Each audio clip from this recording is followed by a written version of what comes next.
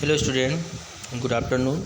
Welcome to on our class CGPS। तो आज हम कक्षा 11वीं विषय अर्थशास्त्र के अंतर्गत आज चौथे भाग में बच्चों ध्यान देंगे। यहाँ पर जो आपको पढ़ाया था मैंने चौथे में नीति निर्धारण में सहायक। तो किसके अंतर्गत देखे थे हमने नीति निर्धारण में सहायक जो है आपका ये पाठ है सांख्यिकी के कार्य के अंतर्गत। तो आइए देखते हैं हम नीति निर्धारण में सहायक में बच्चों यहाँ पर सांख्यिकी एक ऐसी सामग्री प्रस्तुत की जाती है जिनकी सहायता से आर्थिक, सामाजिक व राजनीतिक क्षेत्रों के नीति निर्धारण में सहायता मिलती है। इन्हीं द्वारा सांख्यिकी के द्वारा ही सामाजिक, राजनीतिक और क्षेत्र में सहायता मिलती है, जैसे बाल विवाह, मद्य निषेध, औद्योगिक नीति, राष्ट्रीयकरण की नीति आदि विषयों पर आवश्यक आंकड़ों की सहायता से ही नीति निर्धारण की जाती है या की गई है। 8वीं योजना के प्रारूप ड्राफ्ट बनाते समय पिछले योजनाओं की उपलब्ध आंकड़ों का आवश्यक रूप से अध्ययन किया गया है। इस प्रकार किसी नीति के प्रभाव का मूल्यांकन भी सांख्यिकी रीतियों का ज्ञात किया जाता है ना। ध्यान रखेंगे इसमें बच्चों, है ना।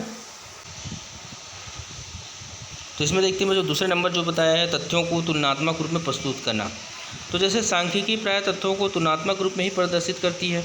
तुलनात्मक मतलब दोनों को भिन्न समानता में, है ना। समानता विभिन्न तुलना किए गए सही निष्कर्ष नहीं निकाले जा सकते। बायल के अनुसार बताते हैं कि सांख्यिकी का प्रमुख व्यवहारिक उपयोग सापेक्षिक महत्व को, जिसे साधारण व्यक्ति द्वारा गलत समझने की संभावना बनी रहती है, प्रकट करती है। अनुपात दर, प्रतिशत, गुणांक, माध्य, अपकिरण आदि सांख्यिकी रीतियों से संख्यात्मक तथ्यों का तुलनात्मक अध्ययन किया जाता है। इन्हीं अनुपात, दर, गुणांक के माध्यम से ना।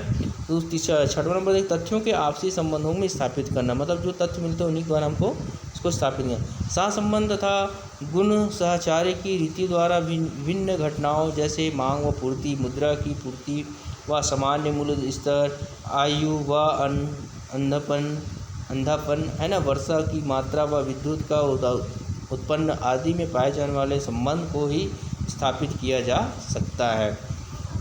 इससे एक पक्ष में हुए परिवर्तनों को दूसरे पक्ष पर क्या और कितना प्रभाव पड़ता है, इसकी सरलता से जानकारी हो, ये तथ्यों द्वारा आप स्थापित कर।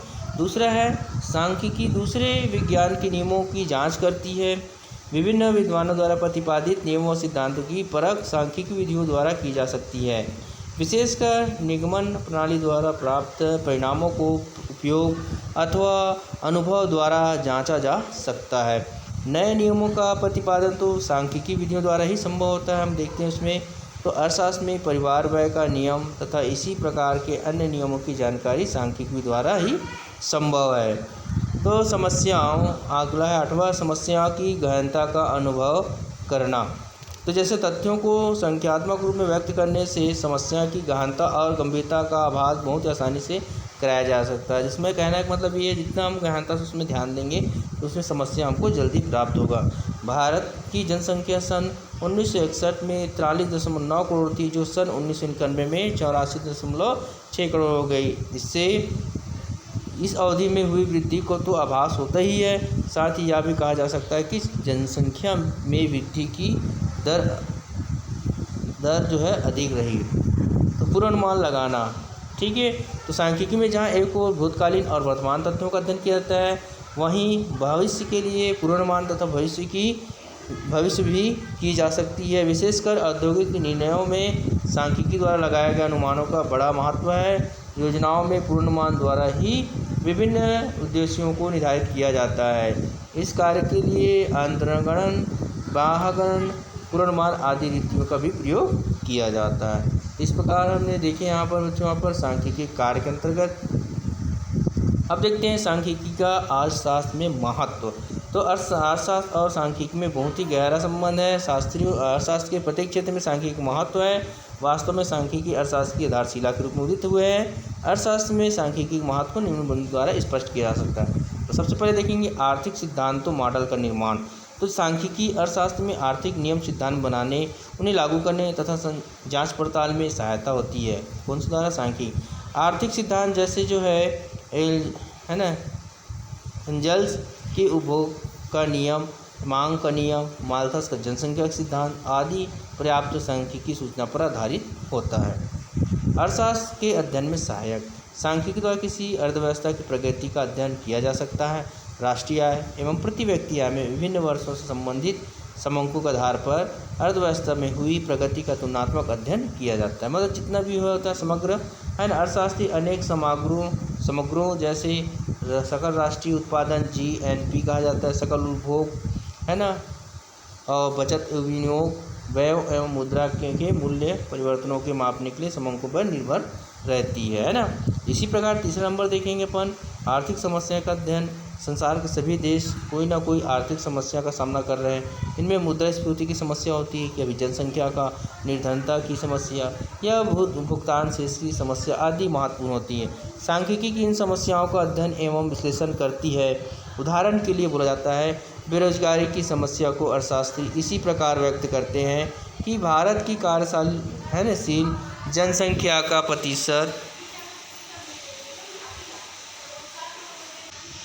तो हम देखते हैं यहाँ पर बच्चों जैसे कि जनसंख्या में जो है 20% जो है बेरोजगारी का उदाहरण जैसे बताया गया है। इसमें बेरोजगारी की समस्या को अर्थशास्त्री इस प्रकार व्यक्त करती है भारत की कार्यशील है ना जनसंख्या का 20% भाग बेरोजगार है। अर्थात सन 1995-2014 के बीच भारत की बेरोजगारी क्रियाशील जनसंख्या 18% से घटकर 9.4% हो गई थी है ना।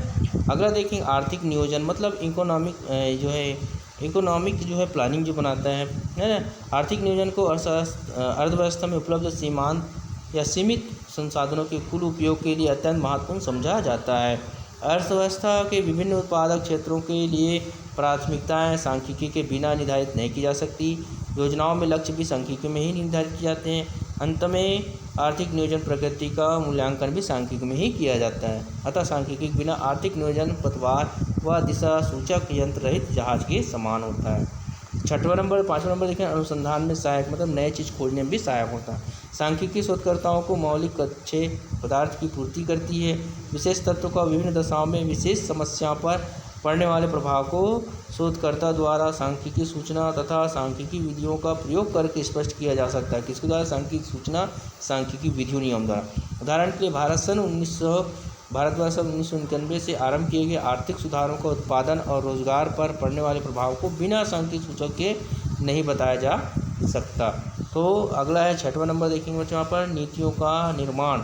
तो इस प्रकार एक वित्त मंत्री जो है सांख्यिकी अध्ययनों के द्वारा ही सरकार की आय में वृद्धि के स्रोत के रूप में करों में वृद्धि या कमी को यहाँ पर दर्शाया गया है।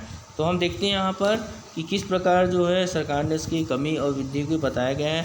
तो सरकार में आय में वृद्धि के स्रोत के रूप में वृद्धि या कमी करने संबंध निर्णय लेते हैं। क्या करते हैं यहाँ पर? निर्णय लेते हैं। उसी प्रकार हम देखेंगे आपका जो है क्या बोला गया है कि वित्त मंत्री सांख्यिकी समन्वय के द्वारा ही लोगों द्वारा कर देने की क्षमता के विषय में जानकारी प्राप्त करते हैं है ना। उसके बाद जो बताया गया आपको है ना, इसी के आधार पर भी कर दर इस प्रकार निर्धारित करते हैं कि अधिकतम संभव आय प्राप्त करने लोगों को त्याग करना पड़े। तो इस प्रकार हम ध्यान देंगे बच्चों। आपका आज जो है हम यहीं तक आपका जो है पार्ट जो है आपका कंप्लीट हुआ, आपका पूरा पार्ट। अब नेक्स्ट पार्ट जो है तीसरे का हम पढ़ेंगे। अब आपको प्रश्न उत्तर भी याद कराएंगे बच्चों। आज के लिए बेटा गुड बाय, यहीं तक आपका पार्ट 2 खत्म हुआ है ना अर्थशास्त्र।